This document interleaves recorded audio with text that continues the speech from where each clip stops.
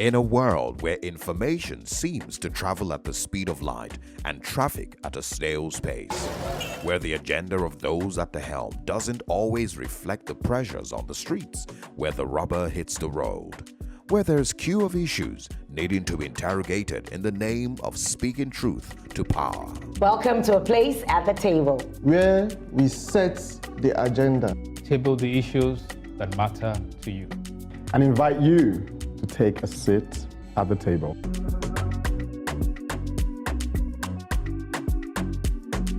Welcome to a place at the table. What an appropriate time to round things off with my special award list. I give you Bright 10. Right. I hope this is the year I make the lists, or we will have words. I've said my own. I, on the other hand, have words of inspiration for you. I've titled it, Finding Light in Adversity. That's right, Zuma. Let there be light. And I'm shining the light on prison scams and water impunity. Welcome back, Nwamaka. Good to round up the year at the table.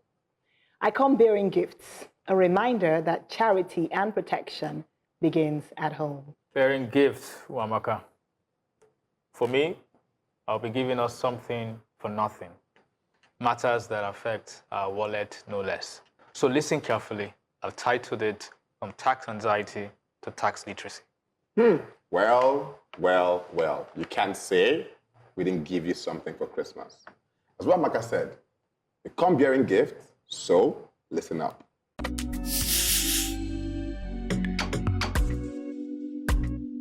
Every year, we talk a lot about what isn't working in this country.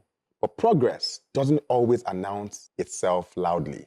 Sometimes it shows up quietly through people who choose to build, to serve, to lead, and to change system from where they stand. Last year, we introduced Bright 10, a curated list spotlighting young Nigerians whose work remind us that excellence is still much alive.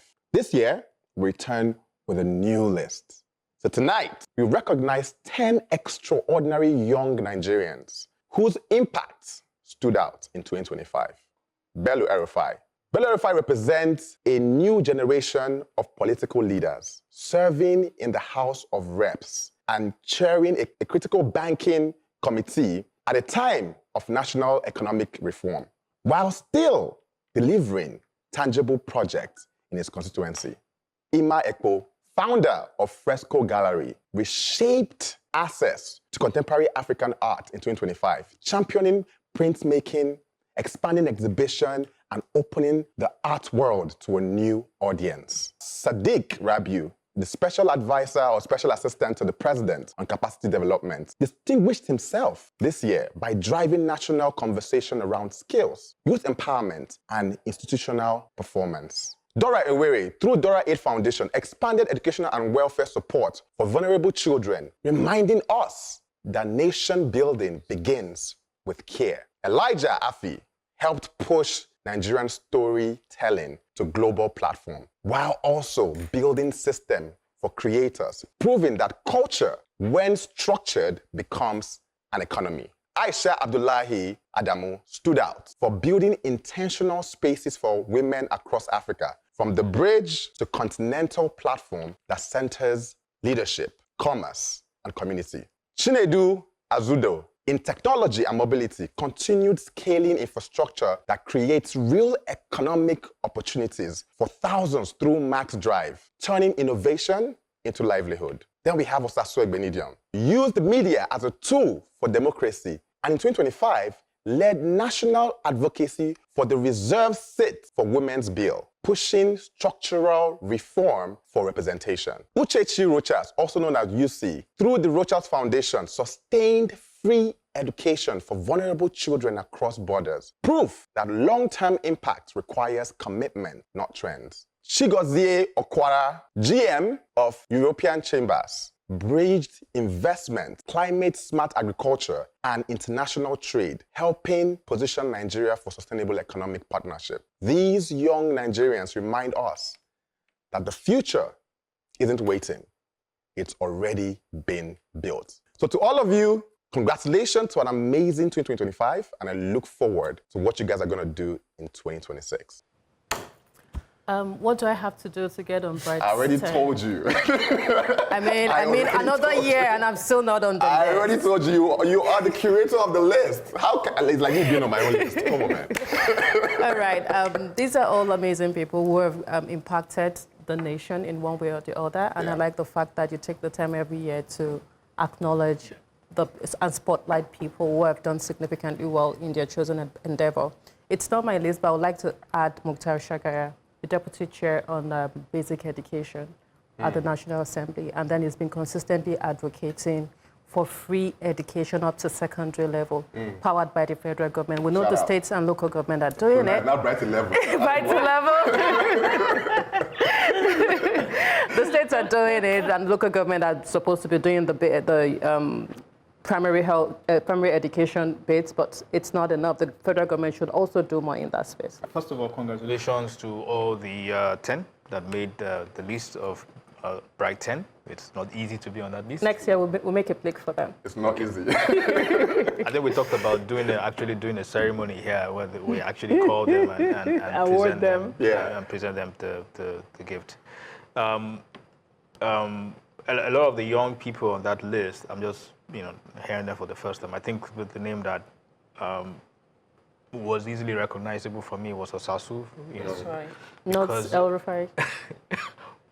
For obvious reasons, El Rufai, Bello El Rufai, but Osasu's work as being something that I'd followed, and I think that maybe because she's in the media space, a lot of our work was a lot more projected. But what she's doing is very good work, and I think that those who don't follow her should try to follow her to see what she's doing. There are thousands of Nigerians doing fantastic things all over the world, and I believe that there lies the future of this country. Because we can see quite clearly that the future of Nigerians belongs to Nigeria. Absolutely. The future of Nigeria belongs to Nigerians. And if we don't take the steering or the wheel of the ship of this country by force and through young people, the older guys will run us, adrift. So what I just want to say is that to the thousands of Nigerians out there in different spheres of life who are doing it right, who are doing the things they need to do, even though you might not be recognized now, even though you might not be on Bright's 10 list, but you know that you're doing the right thing. What we want to say is that good work, okay? Keep doing it. One day there will be institutions, organizations, maybe even the country itself recognize your work. And even if nobody does, be satisfied with yourself that you're doing the right thing and you're changing lives. Absolutely. Okay. Oh yes, I'd always said that we need new names. We keep recycling the same set of people over time, and I really, really love what you're doing, coming up with the Bright 10 every year. I wonder where those we had in 2024 are now, and the higher places they may have been, this year. I'd like for us to not just name them, but to follow up with them so we keep them in the eye of the public and in the consciousness of the people. I love what Osasu Igbinedion is doing, because this is about representation of women at the legislature. Once we can get that done, we can get women back in those houses and, change things for the better. I like Elijah Afi as well, who's into storytelling. I'd love to know more about him, because with stories, you change the dynamics. It's one thing for you to use statistics and data, but when you begin to humanize issues, it takes things to another level entirely. So I need to familiarize myself with what he's done to be on your list, and I really appreciate you pointing the way. So, I'm very encouraged by the Bright 10 because, with what's in the news these days about, the biggest weddings and all sorts of scandals where spotlight on, notorious things in a country and a time when we need to really be amplifying the positive. So, I mean, I think I'm going to take a page from your leaf and do my own Nwamaka 10. it doesn't sound the same as Bright 10. I'll be like, what was Nwamaka 10? But seriously, I think it's a really good thing. And if we can, all of us, find ways to amplify the good that people are doing, sometimes quietly, but are things that are consistent and building our community or our nation, I think it's definitely a worthy cause. So well done for that. Thank you. I totally agree with you, because you don't need to have a big platform for you to be able to acknowledge people. Like Yinka now, or you could just identify 5, 6, 7, 8 people that you've seen doing amazing stuff, and your followers might never know them. But when they see who they are and what they're doing, they will start following them, and that's how you inspire the next generation of young people, because literally young people are looking for people to actually mentor them. But when you look around, what the algorithm pushes are people who do the dumbest stuff. Yes, that's right. The most incredible thing about this list this year, I think we have more time. The most thing about this list year was the fact that it was harder for me to do the 10 because there were like way more women that were doing amazing stuff than the men.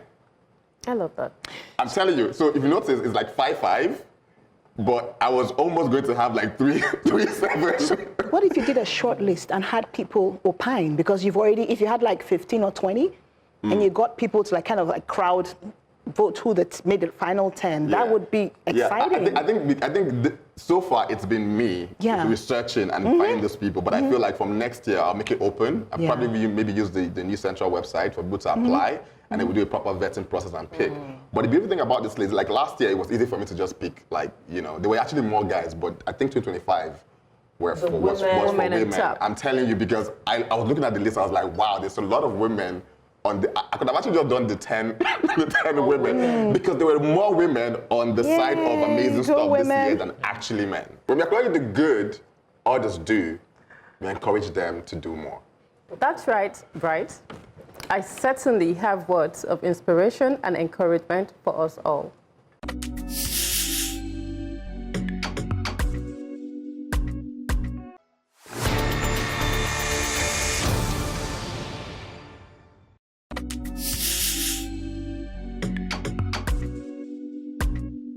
As the year comes to an end, take a moment to assess the journey you've traveled.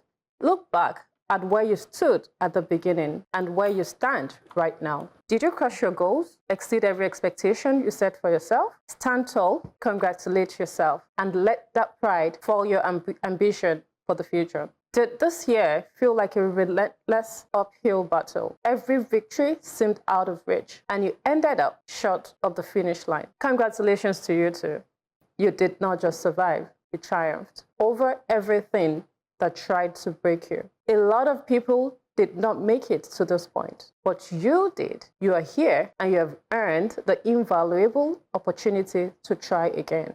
Life happens to the best of us when we least expect it. We can't always control our outcomes, but we can control our attitude toward the outcomes. When life turns out drastically different from what you planned, how do you handle it? Do you crumble into self-pity or stand up with grace and ferocity?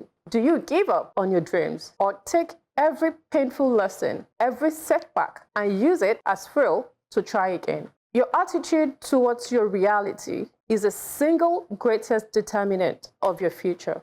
Discontent thrives when we obsess over how things ought to be rather than embracing how they are. As we step into the new year, I challenge you to acknowledge the reality of your situation, the good, the bad, and the brutal. I challenge you to accept it, not as a final sentence, but as a starting line for your next chapter. Stop the obsessive worry and take action. Action born from learning is the only pathway to improvement. Be thankful for the ground you stand on right now, for the breath in your lungs, for the lessons you survived. Be thankful for the chance you have to try again with new insights and renewed vigor. The world is yours for the taking if you believe and are grateful enough to fight for it. So I think the last part was the the key part for me. The world is yours for the taking if you're grateful. This year has been a year, though. Let's really just let's just take a moment. Shake your Pro Max. And so I love this because we're really good at performing. Nigerians, are the best. All of us are Hollywood. Every single one of us. We don't even need cameras. That's the reason why when it comes to content creating, we're the best, because we don't even need to act, because we're natural actors. Performative. So we perform, and you think everything is fine. Somebody come and post something exciting, and you think that your life is the worst because this person is living a great life and you aren't. I mean, I went to South Africa recently, I was posting. Living your best life. I was posting some stuff. People were like, "Oh, this boy is enjoying," but like, it's not as you seem. You have no idea. That was me just escaping. Like, before I lose my mind, right? But we need to realize that every single person is going through something, because that is the first encouragement that you need to be able to know that I am not alone. Right? And this year, everybody was going, even Dangote self was going through it. Baba did publicize, like, Baba turned into a content creator, like he said new press release every week. Everybody is going through something. If Dangote is $16 billion, it's going through something. Who are you? Right? So you just need to be grateful. One thing that, one of the most amazing things about the script is you said, the fact that you're here to try again, that's all you need. When I wake up in the morning, no matter what the situation is, the fact that I woke up, it means there's a chance for me to try again and keep trying. I mean, there's a lot of people that couldn't make December. A lot of people came into this year excited, feeling that they were going to conquer it, but they didn't, because they're no longer here. But as long as you're here, you might not have conquered the pressure and the different challenges, but you conquered life. You are alive. You conquered death, sorry. You conquered death. You are alive. And that alone is enough for you to wake up, thank God, and keep it moving. So I was deeply moved. I believe that, adversity leads to growth. And so you talked about when things are beyond your control, things that, you make plans. But the truth is that you can't control. Yeah, exactly. You can't control. Plans will make you. And so for me, some things that struck me that got me thinking when you were talking was, do you face life with self-pity or ferocity and grace, or grace and ferocity? And so deciding what stance to take, I think is really critical. But then there's some people who might feel like it's too much for me. I want to stand with with self-pity and with grace and ferocity, but I just feel like it's too much. And so I just want to encourage us to remember that there's no temptation that is not common to men. So no matter how tough and hard it is, that there is somebody somewhere who is either going through this or who has gone through this and has triumphed. And that gives an encouragement, because whatever you're going through at this point will serve as a source of strength and a witness for you to encourage someone else in the future. Yep. And you'll be able to say, I've gone through it, and this is what happened. And you would not have had that license if you did not go through it. Then I think the final thing is that God will not give you more than you can bear. So somehow in your reserves, God has put that which is needed, or the people around you, because sometimes you need community. So if you're just on your own trying to solve your problems or to bear things, it might be too much. But if you go to people and talk to them, they will encourage you and help you as you look forward to next year. Life happens to the best of us when we least expect it. The reason why that jumped at me is recently, my wife turned 50.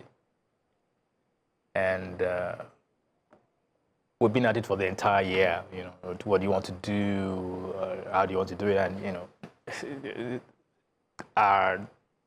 our needs was changing with the weather, so today she wants to have a party, tomorrow she just wants to be quiet and everything. And I decided to get our friends, family and everything, to start a tribute on Facebook. Our family, parents, friends, work colleagues that she had worked. because 50 years is a long time to be alive. Absolutely. And you've gone through many things. And as they started writing the tribute, you know, she became very emotional, and, you know, she eventually decided, now I think I know what I want to do. And one of the things that came out from the tribute was about how life happened. Now, my wife, before we got married, she happened to, I coined it to say, this is a woman in a hurry. There's so much that she wanted to do. Or she wanted to get, you know, to go to the university. She wanted in the US. She wanted to do a lot of things. But at every point in time in her life, it looked like something was coming in the way. You know, at the point where she needed to get, she needed to go abroad for university. She had a serious medical issue that prevented her from doing that. At the point where she felt she had overcome that, and then, you know, she wanted to go, pregnancy showed up. And at every point in her life, it seems as if there was something that was. So put all that together. By the time we were, you know, reviewing her life at 50, and we posed a question to her that if you were to look at what you have now, and to give it up so that you can have what you wanted then, what will you prefer? She says unequivocally, I prefer what I have now, because what I have now I can see is more sustainable for me. Life happened to her, but in the process, it happened for good. What stood out for me was the expression, discontent comes when we obsess over how things ought to be instead of embracing How they are. what, you know, precisely what they are. So because that's where the tension is, that's when you begin to compare with the Joneses. That's when the grass looks green on the other side. But this is the season of retrospection and the season of recognitions as well. Quite a number of awards are flying here and there. Should you not be part of those who are recognized, it does not mean that you're not good enough. It does not mean that you failed this year. I love Maya Angelou a lot, and I'm just going to say 3 of her quotes that will help someone watching us wherever you are, whatever state you are at the end of the year. And she said, we may encounter many defeats, but we must not be defeated. And that's a bit about the spirit of your monologue, Zumah. And then she said, nothing can dim the light that shines from within. Just know that that light is inside of you. It may not be shining as brightly as you want it right now, but it's really there. And then finally, she says, you alone are enough. You have nothing to prove to anybody. You do not have to prove to anybody that you're working quite hard. You might not make bright 10 this year, but trust me, just keep being, because you are on the journey to becoming. The world is yours for the taking, if you believe and are grateful enough to fight for it. I felt that needed repeating. It certainly did, Zumah. And come to think of it, I've spoken on our prison service before, but today, this is the second coming for the benefit of all.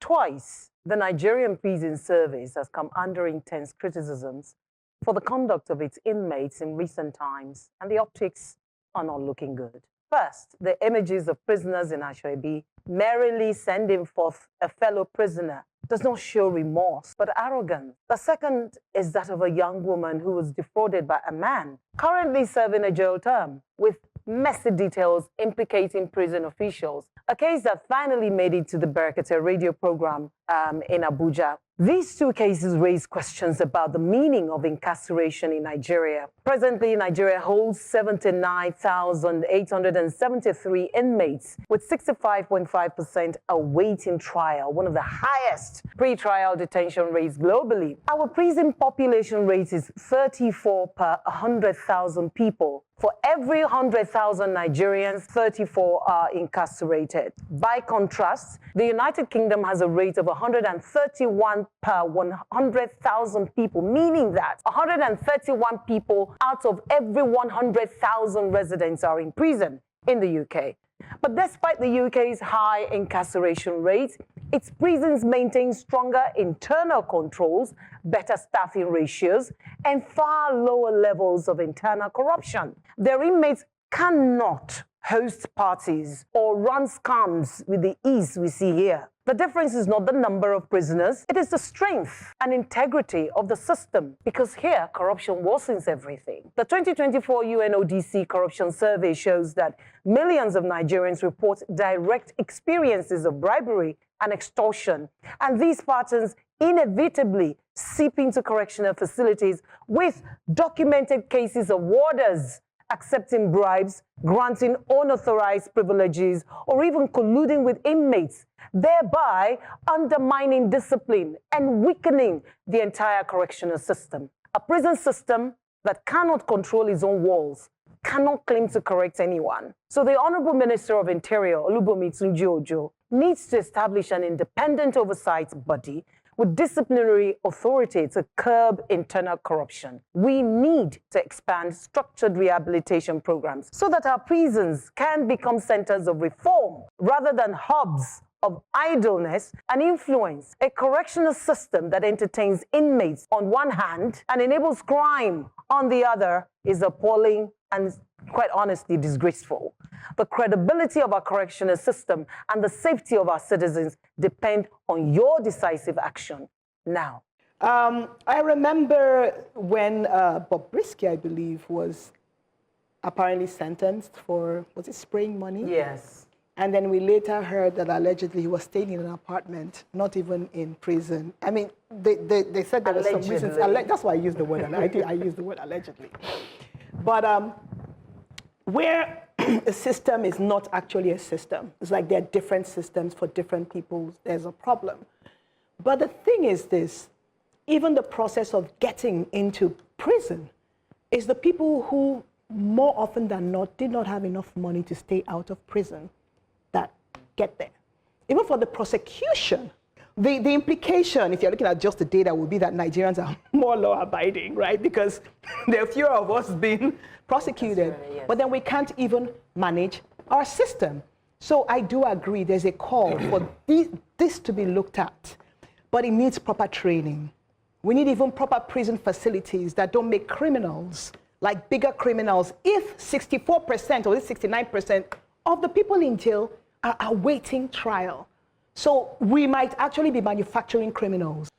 The idea behind prison, and I feel like society needs to understand that there are a lot of things have moved. We've advanced from like 50 years ago, or 100 years ago, 1,000 years ago. Yeah. But there's some systems that still remain the same. It feels like during the Bible when they were lynching, people that committed crimes.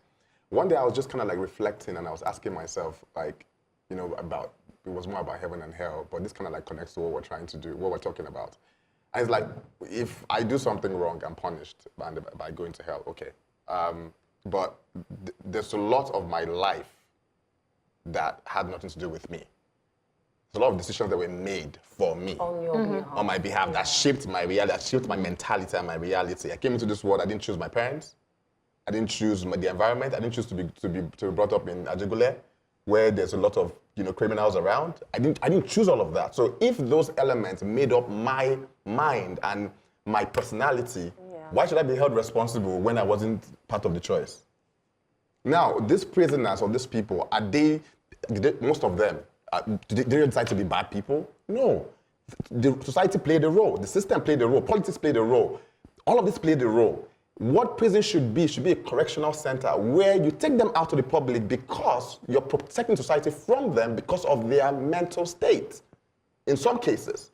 In all cases, actually, because if somebody does something wrong, you correct it. You don't throw them in jail and make them worse. That's right. Right? So they come out and they repeat the same thing and they do it more because you take them out of a system and put them back into a system that made them, that is worse than the system that they came out from. And then you bring them back into the system 4 years or 5 years later and explain them to the difference. How does that work? Right, so, I wrote something that I said, prison exists because society hasn't figured out how to prevent harm without force. Until they figure out how to do that is the problem. The real purpose of prison should be to protect society while repairing the individual.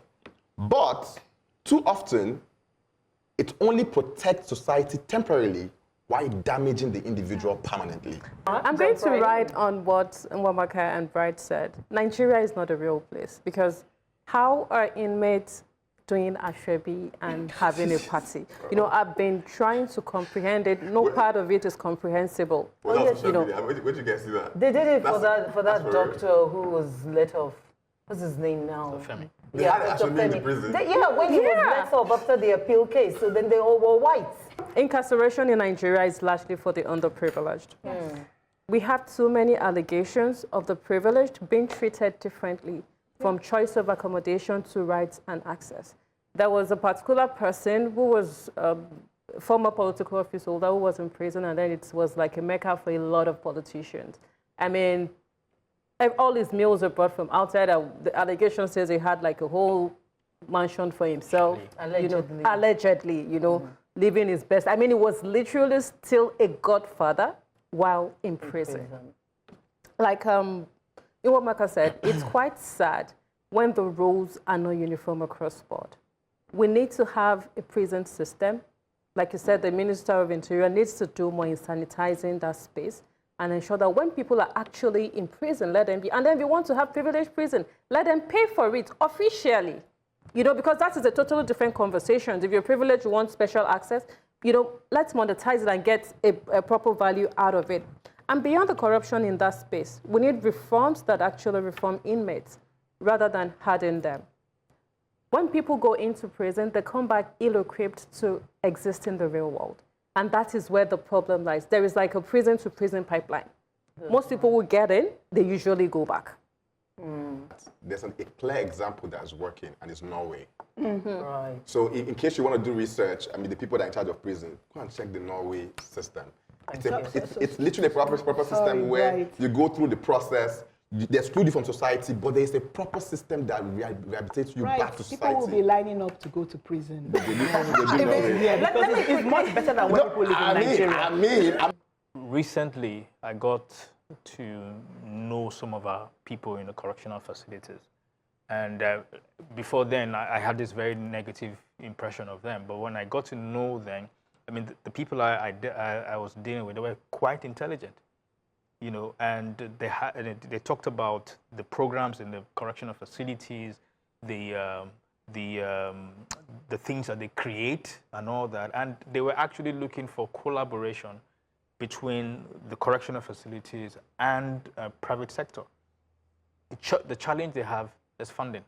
If they have inadequate funding, they can't do a lot of the things that they need to do. And so we might have to start looking at the model which we have in a lot of these countries in the West that we quote, the UK, US. They do private prisons. Prisons are not run by government. They're actually run by private institutions. Again, also, when we talk about the prison population and their awaiting trial, it's not the correctional facilities fault. It is the judicial system that creates this problem for them, and they have to deal with it. So there has to be a lot of integrated conversations, interagency conversations, and the money question as well. A remedial system ought to nurture correction. We all said that at the table. At the very least, or it has fallen short from the onset. Thank you for keeping tabs on those forgotten, Funke. Now here is my offering as promised.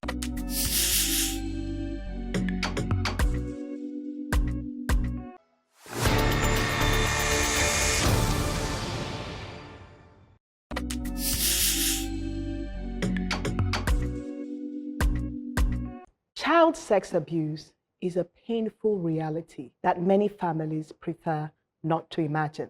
But silence and denial only give abuse room to thrive. In Nigeria, most cases of child sex abuse are not committed by strangers. They often involve people children know and trust. House helps, drivers, caregivers, neighbors, relatives, teachers, family friends, or older children within the household.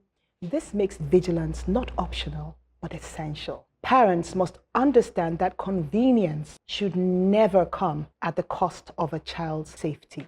While house helps and drivers play important roles in many homes, clear boundaries are critical. No adult or older child should have unrestricted access to a child without supervision. Bedrooms and bathrooms should be private spaces, and tasks that require isolation, like bathing, changing clothes, or sleeping arrangements, must be carefully monitored. Open communication is one of the strongest protective tools. Teach children in age-appropriate language the correct names for body parts and the concept of private parts. Let them know that no one has the right to touch them inappropriately, even if that person is nice, helpful, or respected. Reassure them that they will never be punished for speaking up. Observe behavioral changes, sudden withdrawal, fear of certain people, bedwetting, nightmares, or unexplained injuries may be warning signs. Trust your instincts when something feels off.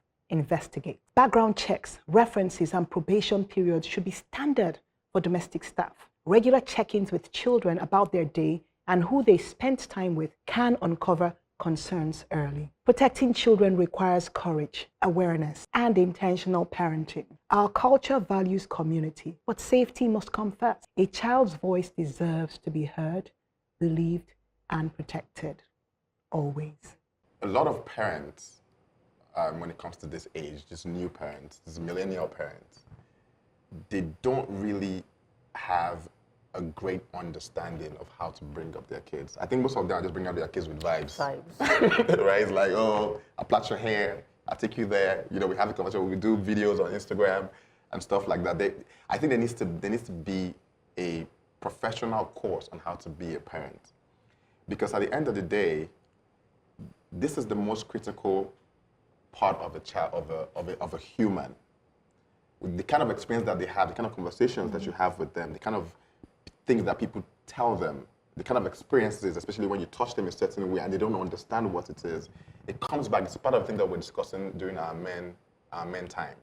It's part of the things that makes them a messed up adult. Deviance. I'm in a space right now where I'm trying to go back into my childhood to understand the traumas that is subconsciously affecting my today reality. So because the subconscious does not give you a clear definition of what's going on, right? But when you then bring it to your conscious and then it shows you how it's being represented in your conscious, you get to realize that your childhood has a major role to play in the adult that you become. Because you can't say you know. The reason, I remember one of the conversations we had here on this table and I said something that my dad did to me and I started tearing up because I'm like, I don't even know why this feels this way. Like I've known this thing for a long time, but just talking about it just brought out the emotion. And I went to him and I said, why did you do this? Because I never really addressed it. After the show, like you're gonna be on TV on Sunday, but let's talk about it before you see it. Why did you do this to me when I was, when I was in school? And he said, how I brought you up is exactly how my parents brought me. So I did exactly what I know how to do. I feel like kids are being made to raise kids. Not because they're minors, but because they are not emotionally developed enough to understand the sacrifices required to raise another human. And they also don't understand the consequences, the impacts of their action or inaction on the outcomes of their children.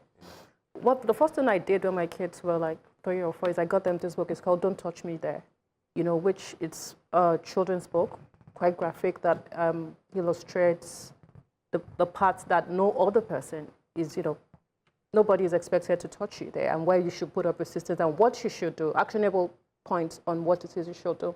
A lot of parents don't have this kind of conversations with their kids because we shy away from hard conversations. And it is from hard conversations that we get to experience clarity and growth.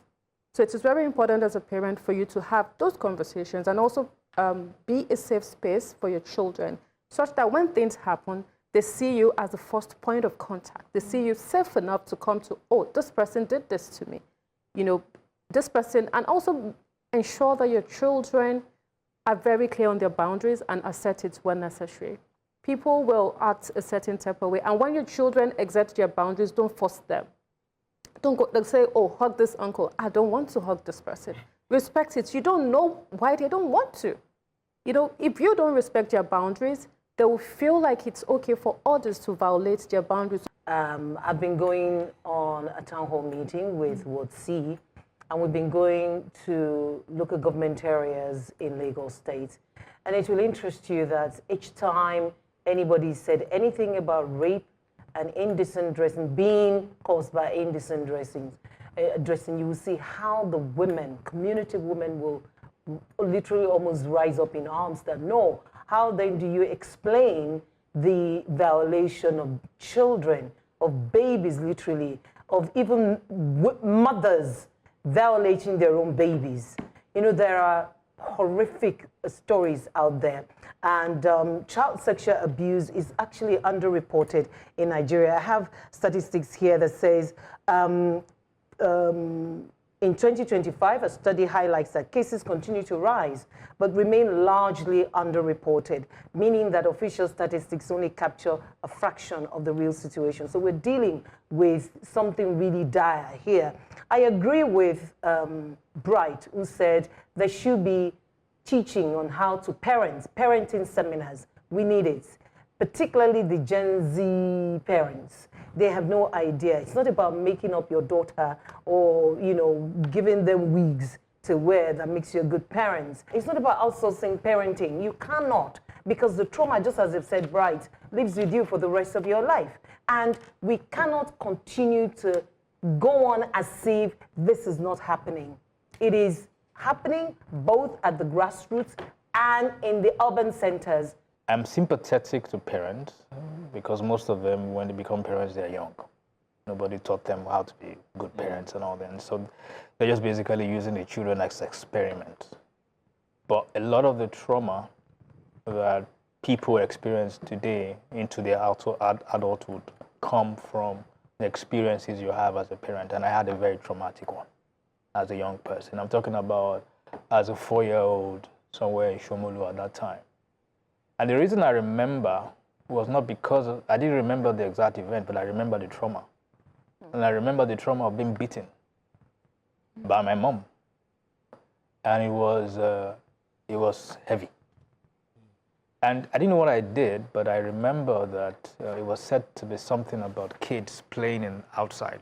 I was 4 years old, so, you know, at that time, kids would play outside naked and stuff like that. And from what I heard, they saw me with a younger girl, with another girl, and all that.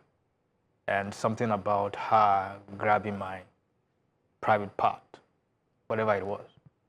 And right now I can imagine that it probably was two kids just trying to understand their whatever. Your anatomy. But what I remember was my mom took me and she beat me. Like the living daylight out of She beat me. I was 4 years old and I still remember the trauma. Damn. That's crazy. And I sit down now and ask myself, did my mom, before, during, and after, ever have a conversation with me about body parts, knowing what is appropriate and inappropriate conversation? I mean, touching? No, they never did, you know. And They just expected you to know. they just expected me to know. And, you know, so my mom is a typical Ijebu Yoruba woman. And, you know, I could imagine what she would say. I want them, the whole community to come and start, whatever. And she didn't know better because that was what herself she was taught. Before I round up, I just want to say there was a time 4 ladies, we got together and we're talking about our childhood. And all 4 of us had incidents when we were children. All 4, 100% of either attempted sexual abuse, or some were successful. So that was really scary. So they say the best things in life are free, freely offered, but are they freely received? This is it to Nwamaka. We offer free advice, but it only benefits those who take it.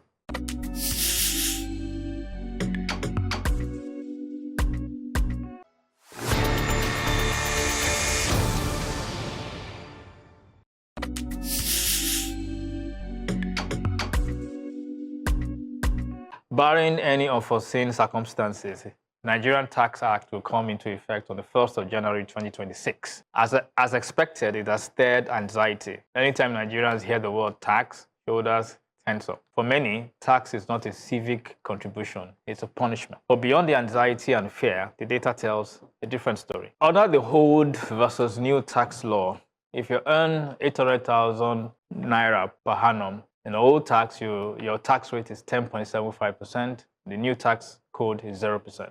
If you earn 3 million naira per annum, the old tax rate is 17.6%. The new tax, it is 11%.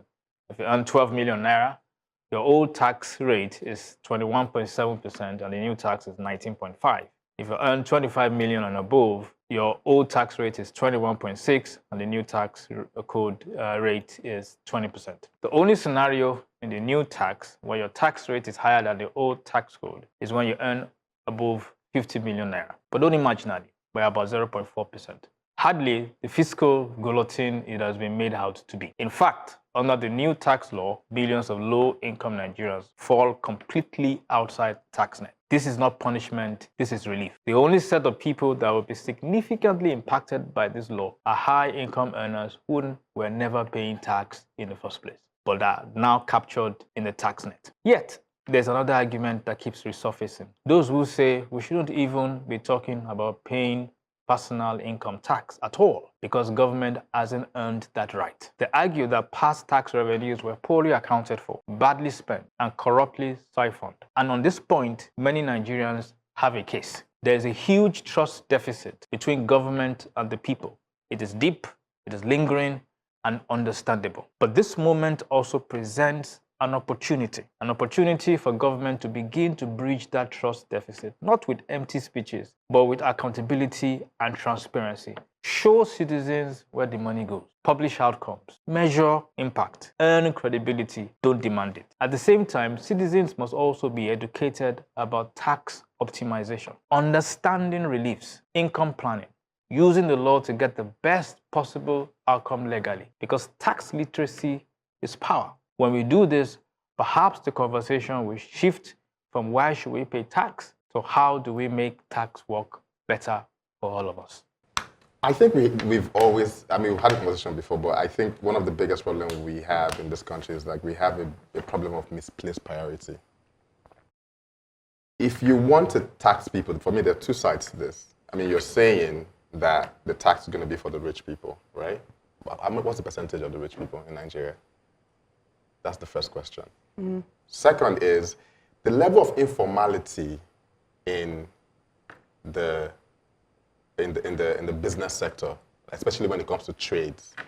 If the government really wants to generate revenue, the first thing they should do is to formalize their informalities. The amount of businesses that don't pay tax, right? The amount of businesses that don't pay tax in Nigeria is a lot. I don't have the data. I would have given you guys numbers, but you can go check it. It's a lot because of the informalities. I feel like the first step should be if we are able to get loans, because we've been taking loans since I was born. What they use those loans for, I do not know. Is to first of all create a society that works, that elevates the income of the citizens. Right now, we don't even have middle class anymore. If you elevate the income of the citizen, then you're able to now say yes. Tax, they can now pay tax, and then that can now be the revenue generation. But you're not doing anything with even the money that you've collected from World Bank, for IMF, and all of those people to create infrastructure that can actually elevate the lives of people. That's first. Secondly, is the trust deficit that you said. I have not seen. Look at what Yahaya Bello was saying on I think one of the social media videos. I know that wasn't AI. I was literally the entire House of Representatives, the State House of Representatives were all kneeling down on the floor. And it's like, whatever the governor says, even if you don't understand it, follow it. Given that kind of instruction, somebody that has stolen so much still has the right to be in a position where the lawmakers of that state are all on the floor. Some of them are leaning down. Some of them are looking up to him. He's not the governor anymore. Tell me one person that has been persecuted for corruption. Are we saying that Nigerians are not corrupt? It doesn't make any sense to me until I see the evidence of the fact that every money I pay would be used to make our life. The reason why Dangote has become an influencer and what do you call it again, an advocate, is because this guy is paying billions in tax and he can't see it. He can't see somebody spending $5 million for secondary school fees. And he's a government official. Yeah. What happens to him? Resigning is not enough. It's not enough. Exactly. Resigning is not enough. He should be in jail. But why you want me to pay more money that you can't monitor, that you can't trace? Come on, let's make this make sense. That's right. I agree with you, Bright. I mean, Nigeria is a nation of entrepreneurs, both in the informal and the formal sectors. And if you particularly look at the informal sector, it's bursting at the seams with micro and macro entrepreneurs. I mean, go to the market, Mushi, Ojaba, all over the places, you see these entrepreneurs. But as Yinka said, what is the level of tax literacy for all of us, even those of us who went to school? Because it's shrouded in a lot of, it's dense to a lot of us. We don't understand it. So first of all, I love what the NOA, that's the National Orientation Agency, is doing presently. I applaud the man at the helm of affairs, but he needs to do a lot regarding tax literacy for us to understand what the government is saying. Having said that, we also need to know that it was Zumah who said this famously here at the table, that the law without enforcement is just a suggestion. You cannot be wanting us to come into the tax net, but we see every day those who beat the system. As Bright said, it's not enough for them to, resign. Where is the deterrence for others? Where is the punishment? Where is the enforcement? And at what point do you begin to say, I think I'm being overtaxed? There are multiple taxes, Yinka. Explain it to us.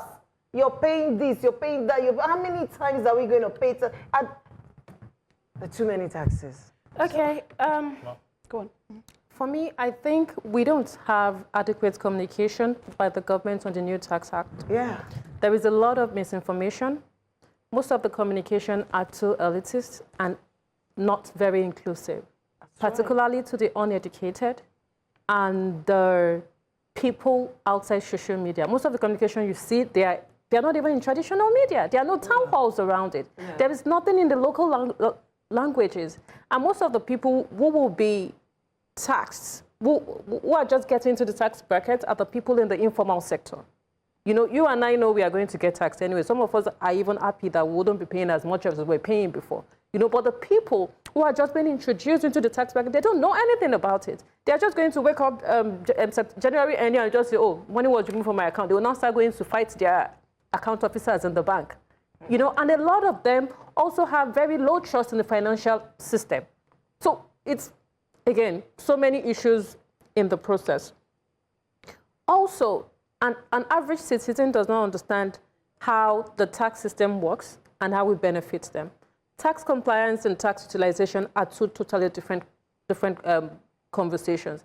I believe in absolute tax compliance. Of course, there are workarounds, and then the tax experts can provide that for you. But I think every citizen should contribute to the growth of whatever community they are in. And the only way you're contributing is through the taxes you pay. So everybody should pay taxes. But utilization, if you're paying taxes, you become more emboldened to ask, what are you using my money for? You can imagine what is going to happen to employers next year when this is enforced without the education that you're talking about. So it's just something to think about for companies to begin to figure out how they're going to resolve that problem. And it's not fair that it's on the companies to resolve this issue. Then the priorities of the government should be the things that benefit a vast majority of the people. If you're going to be taxing us, then contracts must go through a transparent award process.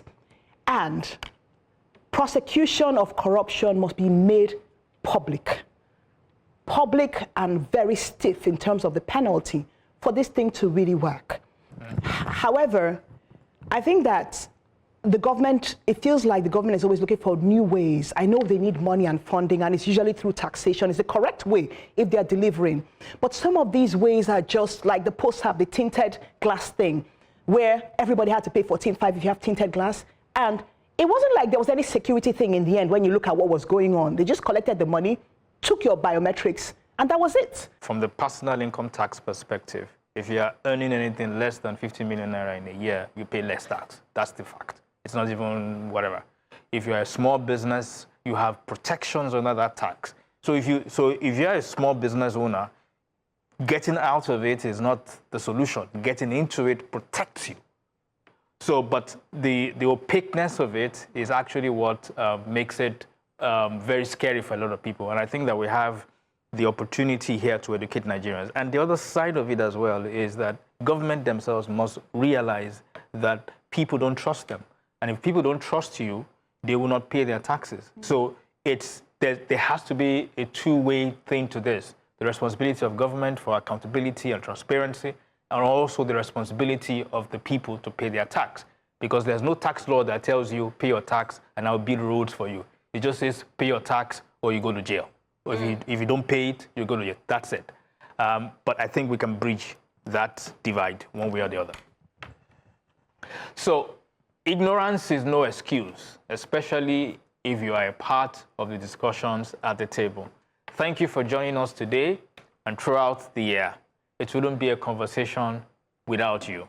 Till we meet again at the table in the weeks and months to come. For now, and on behalf of every host at the table, it's goodbye from all of us. We wish you a Merry Christmas and a Happy New Year. Love, Merry Christmas. love, love, love, love, love.